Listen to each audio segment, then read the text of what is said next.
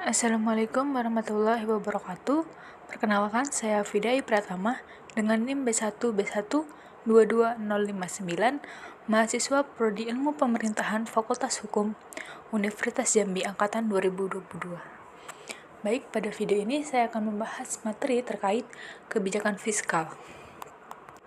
Sebelum masuk ke materi yang pertama, di sini saya akan menjelaskan terlebih dahulu apa itu kebijakan fiskal. Kebijakan fiskal merupakan salah satu kebijakan ekonomi yang mengendalikan keseimbangan makroekonomi dan mengarahkan kondisi perekonomian ke arah yang lebih baik. Kebijakan fiskal adalah kebijakan pemerintah yang dilakukan dengan cara mempengaruhi sisi penerimaan maupun sisi pengeluaran pada APBN. Pemerintah seringkali menghadapi masalah defisit anggaran sehingga memerlukan suatu kebijakan fiskal untuk menghadapinya. Terdapat 3 tolak ukur yang perlu dijaga dalam mempertahankan stabilitas kinerja dari anggaran pendapatan dan belanja negara atau APBN, yaitu yang pertama penerimaan pajak, yang kedua defisit anggaran pemerintah, dan yang ketiga kondisi keseimbangan primer APBN. Masuk ke materi yang pertama, yaitu asal mula kebijakan fiskal.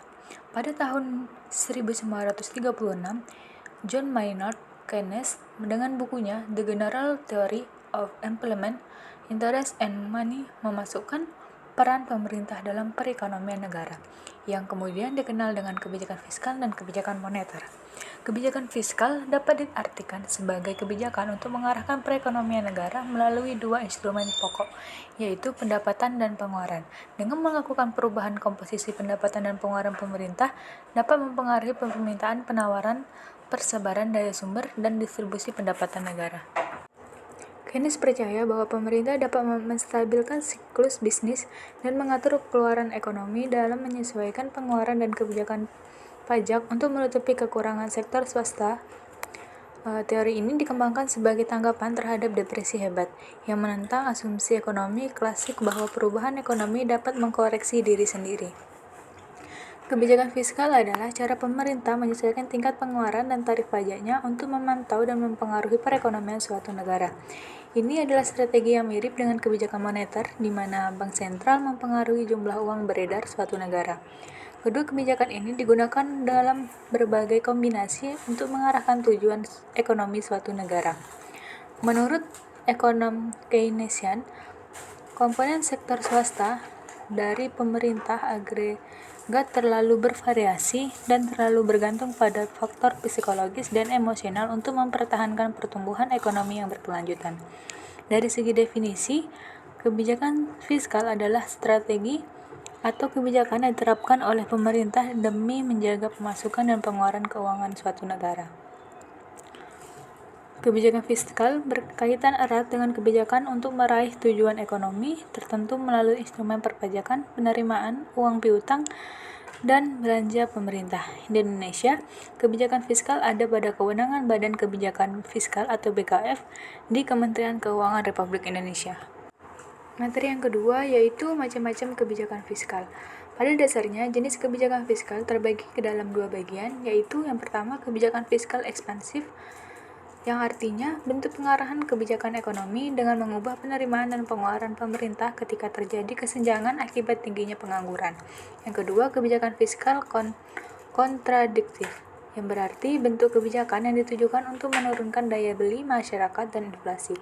Kebijakan pemerintah ini dilakukan dengan mengurangi anggaran belanja negara dan menaikkan tarif pajak. Namun secara teoritis, jika jenis kebijakan fiskal terbagi ke dalam 4 jenis, yaitu yang pertama, pembiayaan fungsional.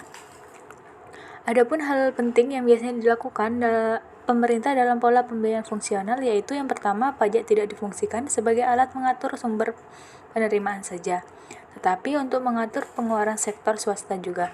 Yang kedua, pemerintah melakukan peminjaman luar negeri jika terjadi inflasi yang berlebihan. Yang ketiga, pemerintah melakukan peminjaman dalam negeri jika target pajak dan pinjaman tidak tepat. Jenis yang kedua, pendekatan anggaran terkendali. Pengeluaran pemerintah, penarikan pajak, dan pinjaman ditujukan untuk mencapai kestabilan ekonomi dalam pendekatan anggaran terkendali ini. Dalam konsep ini, hubungan langsung antara pengeluaran pemerintah dan penarikan pajak harus selalu dijaga. Untuk memperkecil ketidakstabilan ekonomi, juga selalu diadakan penyesuaian dalam anggaran. Jenis yang ketiga, stabilitas anggaran. Dalam stabilitas anggaran ini, pengeluaran pemerintah lebih difokuskan pada prinsip manfaat dan biaya relatif dari berbagai program. Pajak ditetapkan sedemikian prinsip manfaat dan biaya relatif dari berbagai program. Jenis yang keempat, pendekatan anggaran belanja berimbang. Dalam hal ini, anggaran akan disesuaikan dengan keadaan dengan tujuan supaya tercapai suatu anggaran yang berimbang dalam kurun waktu yang panjang, dalam artian bahwa pengeluaran dan penerimaan harus dalam keadaan seimbang. Materi yang ketiga yaitu tujuan kebijakan fiskal. Terdapat beberapa tujuan dalam kebijakan fiskal, yaitu yang pertama, pertumbuhan ekonomi. Untuk mencapai pertumbuhan ekonomi yang tinggi, terdapat salah satu tujuan utama kebijakan fiskal. Karena ekonomi mengalami pertumbuhan dengan baik, maka bisnis akan cenderung berkembang dengan baik dan akan menjadi berkembang lebih maju lagi. Perekonomian yang baik akan membuat kebutuhan belanja pada suatu negara akan menjadi lancar. Faktor penghambat pertumbuhan ekonomi yaitu SDM yang dimiliki tidak kompeten di dalam bidangnya. SDM tidak tersedia dengan kecukupan yang dibutuhkan, tentunya perkembangan laju ekonomi yang terhambat. Yang ketiga, tidak memiliki teknologi yang memadai dan rendahnya tingkat ilmu pengetahuan, maka perkembangan ekonomi mereka akan jauh lebih tertinggal dari bangsa lain. Tujuan yang kedua, membuka kesempatan kerja untuk mengurangi pengangguran.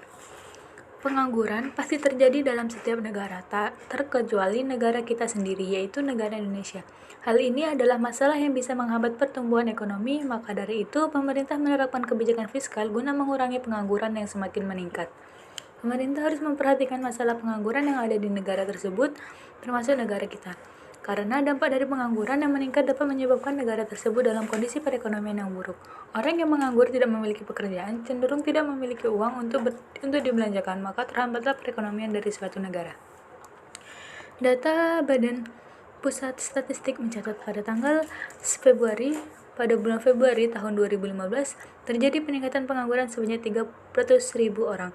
Penambahan tersebut menunjukkan bahwa kenaikan pada tingkat pengangguran sebesar 5,81% dengan jumlah angkatan kerja pada Februari 2015 sebesar 128,3 juta jiwa, sebanyak 7,45 juta jiwa diantaranya pengangguran. Mengurangi pajak adalah salah satu cara untuk mencapai tujuan pembukaan kesempatan bekerja yang banyak. Dengan menerapkan kebijakan tersebut, perekonomian akan menjadi bertumbuh, meningkat, dan stabil, dan juga menyebabkan perusahaan-perusahaan melakukan ekspansi. Pengertian dari suatu bisnis adalah suatu bentuk usaha yang memperluas atau meningkatkan jaringan-jaringan usaha dari suatu perusahaan. Ekspansi di dalam dunia bisnis lazimnya mencakup aktivitas-aktivitas seperti pengrekrutan karyawan baru, perluasan fasilitas, dan pembentukan pasar baru. Tujuan yang ketiga, mendorong investasi. Di Indonesia sendiri, pemerintahnya mendorong peningkatan investasi lewat sektor manufaktur, yaitu dari industri produk substitusi impor, orientasi ekspor, pada karya, dan berbasis teknologi tinggi. Cara pemerintah Indonesia untuk meningkatkan investasi yaitu yang pertama, tax holiday, yang kedua, tax allowance, yang ketiga, super deduction tax, dan yang keempat, pengendalian impor. Di berbagai negara dunia, terutama di sektor pertanian yang harus paling banyak untuk mendapat perhatian pemerintahnya di setiap negaranya yang berhubungan dengan penerapan kebijakan impor. Kebijakan impor adalah sarana sebagai kebijakan publik yang harus bisa menyangkut dan berkontribusi dalam beberapa aspek, yaitu mengatasi problem-problem defisit ganda dalam neraca pembayaran.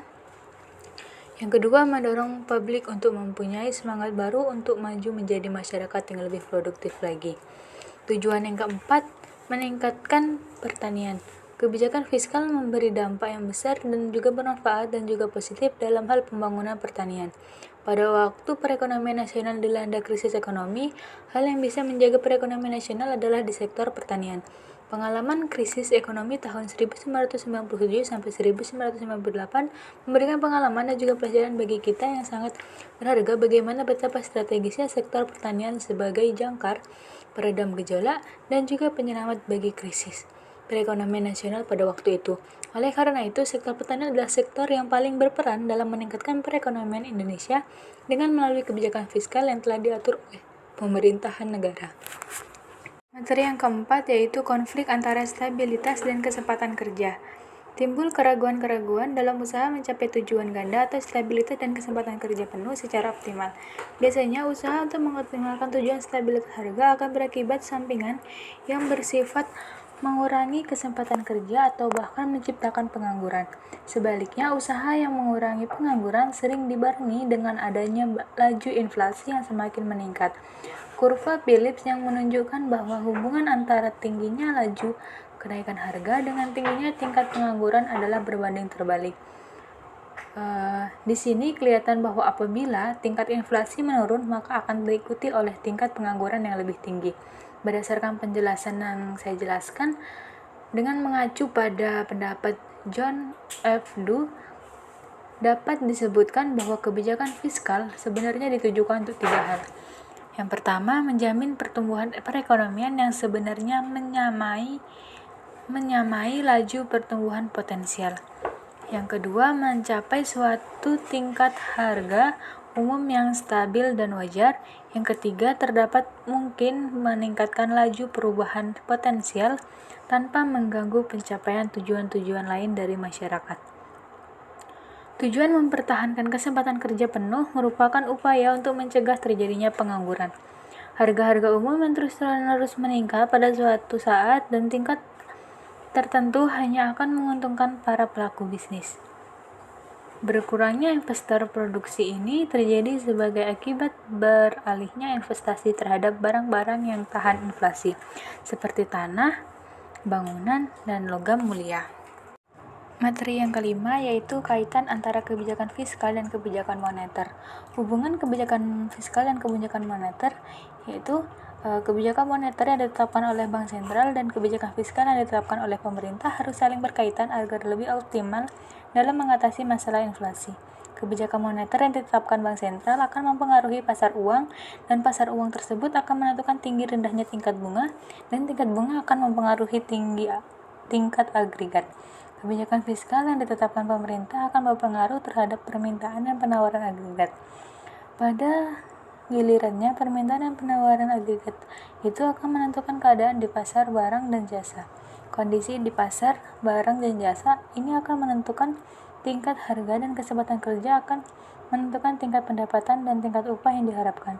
Keduanya akan memiliki umpan balik, yaitu pendapatan akan memberikan umpan balik tersebut terhadap permintaan agregat dan upahnya harapan mempunyai umpan balik terhadap penawaran agregat dan di pasar uang dan pasar surat berharga. Di Indonesia sendiri, hubungan keduanya terlihat dari pemerintah dan Bank Sentral Indonesia sebagai pengambil kebijakan secara rutin menggelar rapat koordinasi untuk membahas keadaan ekonomi terkini. Selain itu, keduanya juga terlihat secara bersamaan dalam penyusunan bersama asumsi makro di anggaran pendapatan dan belanja negara atau APBN yang dibahas bersama di DPR. Sekian materi yang dapat saya sampaikan terkait kebijakan fiskal. Kurang dan lebihnya dalam penyampaian materi saya ataupun dalam ucapan saya mohon maaf. Saya akhiri, wabillahi taufiq wal hidayah. Wassalamualaikum warahmatullahi wabarakatuh.